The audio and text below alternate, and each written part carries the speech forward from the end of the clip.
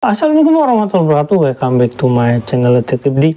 Ya teman-teman, kita masih ngebahas tentang kekalahan Yusuf Mansur ya. Mungkin ini dibagi dua part karena ini berkaitan dengan ya media dan ya kelakuan Yusuf Mansur sih sebenarnya.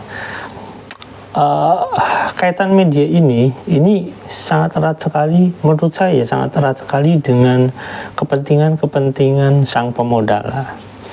Ya walaupun kita nggak tahu modalnya dari mana, teman-teman. Gini, saya coba melihat lebih jauh ya tentang peranan media di sini ya teman-teman. Kenapa? Karena sebenarnya saya tahu bahwasanya Pak Jen ini akan membuat press release gitu ya. Jadi semacam pemberitaan dari pihak Pak J ini kepada mungkin beberapa media yang akan diberikan gitu ya, karena Pak J ini kan pasti mengkonfirmasi akan berita tersebut kepada media kalau ada media yang bertanya. Nah di sini saya udah punya press release-nya, ada 6 halaman tepatnya. Di sini Law Office Jenny Mustafa and Partner, advokat dan legal konsultan, press release. Perkara nomor 147 PDT G2023 PN Bogor. Ini press release-nya ya. Acara antara Ilis Siti Rohmah penggugat melawan Koperasi Jasa Keuangan Syariah Baitul Mal Watamwil Darussalam Madani alias BMT Darussalam Madani. Tergugat 1 Jaman Nur Hotib Mansur alias Yusuf Mansur alias Haji Yusuf Mansur alias Ustadz Yusuf Mansur alias UYM. Tergugat 2 Adiansa. Tergugat 3 Dwi Yuda Andi. Tergugat 4 PT Adi Bantar Perkasa. Tergugat 5 Yayasan Program Pembibitan Penghafal Al-Quran Pondok Pesantren Tahfiz Darul Quran. Ini turut tergugat.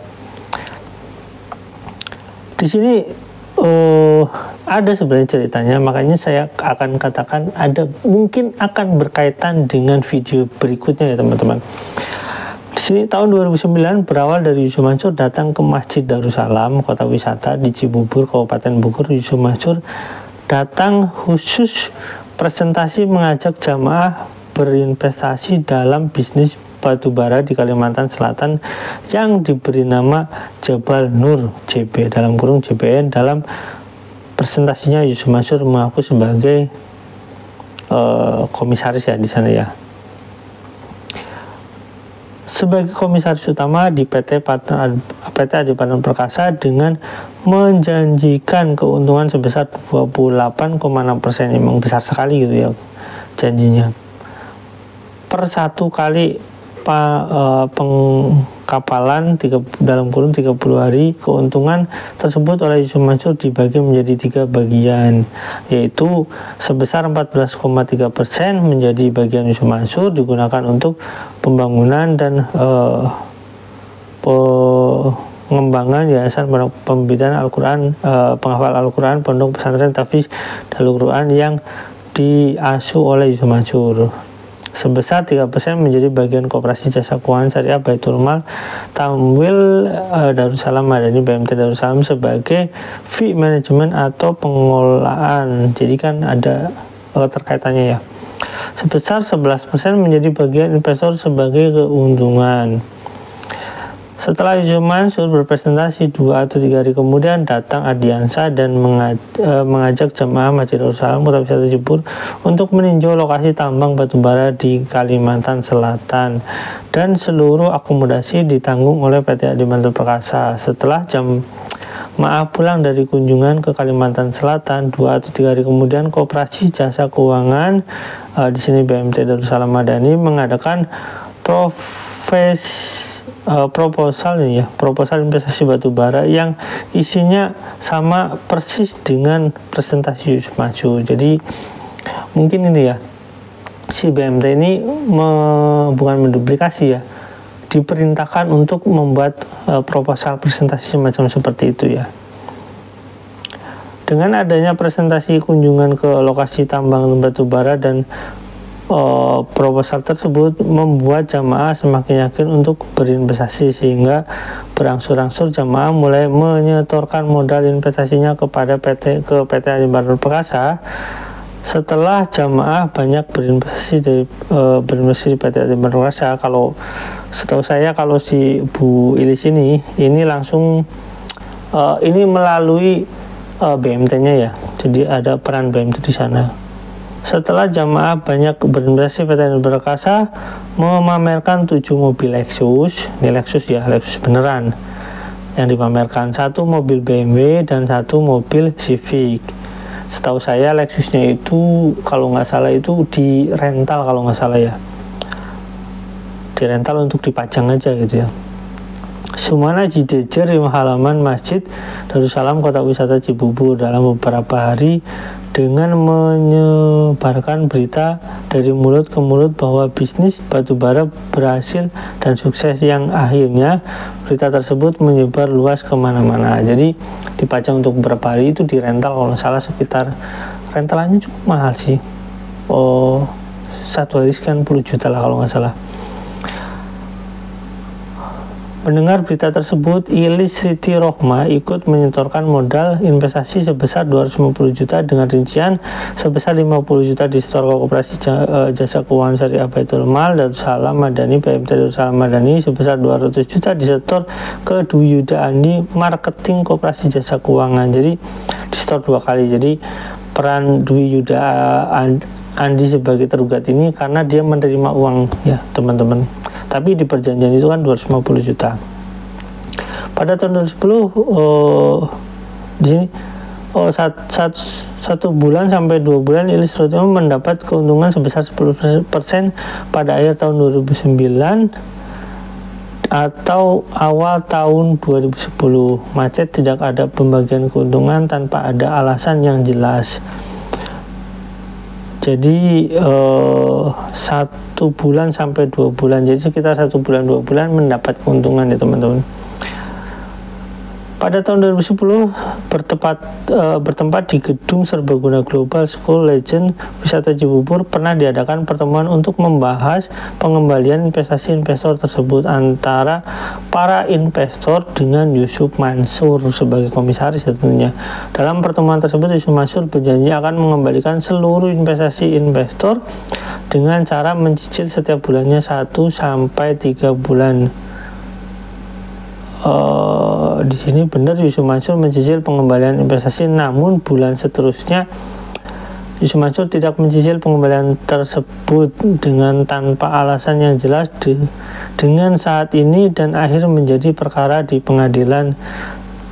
Setelah macet lebih dari 12 tahun lamanya tanpa ada kejelasan dalam bentuk apapun juga, Ilis Siti Rohma melalui kami kuasa hukumnya mensomasi secara layak ke koperasi bla bla bla ya teman-teman, intinya seperti itu ya. Ini press release-nya, dan poin pentingnya adalah di sini Pengadilan Negeri Bogor ini menyatakan ya bahwasanya pihak tersebut dinyatakan telah wan prestasi atau ingkar janji gitu ya, baik koperasinya maupun ya di sini posisinya ya Yusuf Mansur gitu ya salah satunya teman-teman, dengan hukuman tergugat ya. Ini menyatakan tergugat 1, 2, 3, 4 telah ingkar janji. Hukuman tergugat 1, 2, 3, 4, 5 secara tanggung renteng. Jadi siapapun yang ada yang wajib membayar gitu ya. Ya Yusuf Mansur wajib membayar tentunya dengan BMT-nya. Menghukum turut tergugat yaitu pondok pesantren untuk tunduk dan patuh terhadap seluruh isi putusan. Menghukum tergugat 1, 2, 3, 4, 5 secara tanggung renteng untuk membayar biaya perkara sejumlah 8.970.000, menolak gugatan penggugat selain dan selebihnya. Jadi di sini putusannya adalah Yusuf Mansur dan kawan-kawan ini diwajibkan untuk membayar 4.075.000.000. Nah teman-teman, kalau kita melihat dari press release ini ya, dari press release ini kita mengambil kesimpulan intinya Yusuf Mansur itu kan berprestasi dan wajib membayar itu ya. Nah, tapi press release ini kan sebenarnya ditujukan untuk media. Makanya kalau kita lihat media kemarin sebelum belum muncul, sebenarnya agak aneh juga sebenarnya, karena press release-nya ini udah cukup lama ya, mungkin beberapa hari yang lalu gitu ya press release ini. Cuma mungkin karena nggak disinggung gitu ya, makanya kita singgung terus dan akhirnya muncul beritanya di hari ini, di sini di hari ini ya, atau di ya mungkin sekitar tadi pagi itu muncul ya. Nah, tapi di sini saya coba mencari di Google ya. Di sini beritanya yang muncul di sini ada dari suara.com ini. Tingkat kesabaran Nikita Mirzani hadapi Loli dipuji Yusuf Mansur. Nah, ini di suara.com. Gugatan batubara terhadap Yusuf Mansur dikabulkan sebagian.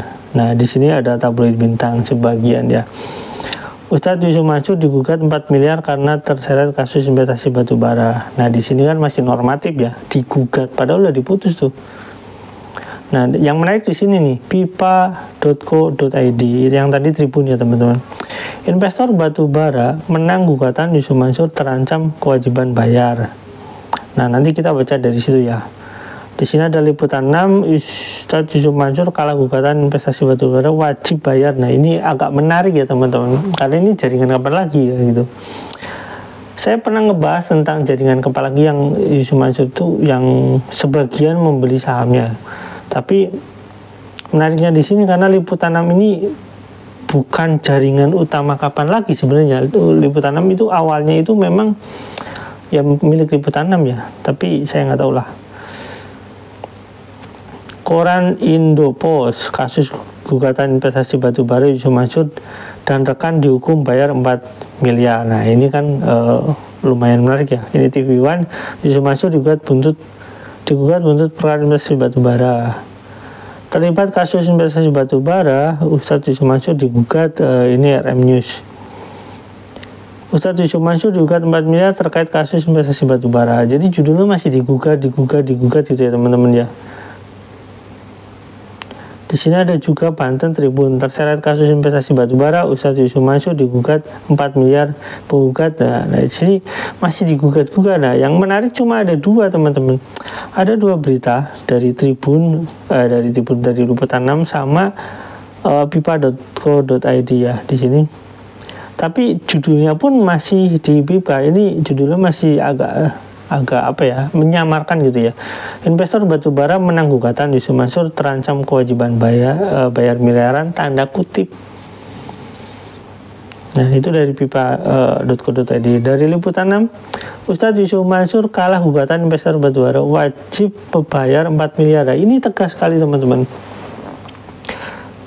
Yusuf Mansur dan rekan-rekan wajib membayar ganti rugi sebesar 6,5 miliar ya. 4,065 ya, agak salah di sini. Saya nggak tahu ini mengambil dari siapa. Pengadilan Negeri Kota Bogor mengabulkan sebagian gugatan yang diajukan oleh Ilis Siti Rahmah terkait kasus investasi batubara tahun 2009 dengan tergugat Yusuf Mansur dan beberapa pihak lainnya. Pada sidang putusan yang digelar secara e-court online pada 18 September lalu, pengadilan memutuskan bahwa Yusuf Mansur dan rekan-rekan wajib membayar ganti rugi sebesar 4 miliar 75 juta ya. Ini agak salah ini. Kasus ini bermula ketika Ilis bersama suaminya Arif menyetorkan modal sebesar 250 juta di tahun 2009 untuk berinvestasi dalam proyek tambang batubara, namun hingga 2009 di awal 2010 investasi tersebut mengalami kegagalan, tidak ada pengembalian modal atau keuntungan, tidak ada pula penjelasan yang memadai terkait masalah tersebut. Nah, teman-teman, ada hal yang menarik sebenarnya di sini ya teman-teman ya. Kenapa saya katakan ada hal yang menarik?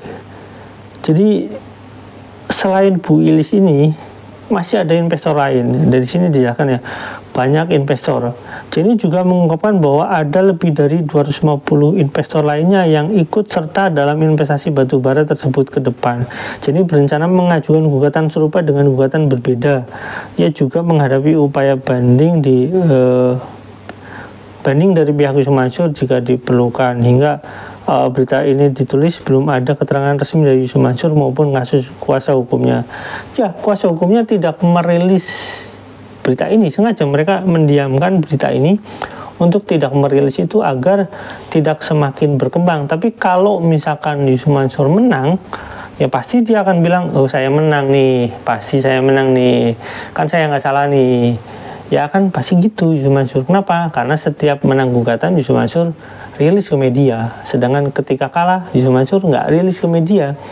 Dan ini menandakan bahwasanya Yusuf Mansur ini ya yang katanya gentle, yang karena tanggung jawab, kan enggak. Ini ya Yusuf Mansur tidak lebih daripada orang yang pengecut ya, tidak berani menghadapi ya omongan yang diucapkan sendiri.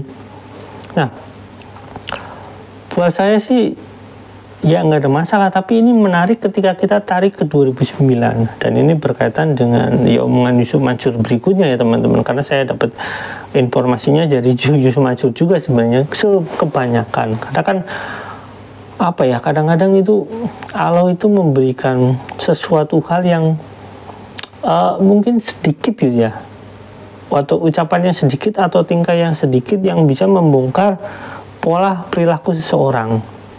Dan ini kita bisa katakan bahwasanya ini perilaku Yusuf Mansur yang ya katakanlah Yusuf Mansur itu ngomong sendiri di depan media gitu ya, ngomong sendiri di depan bukan media cetak sih, maksudnya media kamera gitu ya, bahwasanya ada hubungannya dengan inilah gitu ya, mungkin di tahun-tahun ini gitu ya, tapi ya nantilah saya akan bahas lagi. Oke teman-teman, sampai di sini jangan lupa like, share, dan komen, jangan lupa juga share. Wassalamualaikum warahmatullahi wabarakatuh. Bye.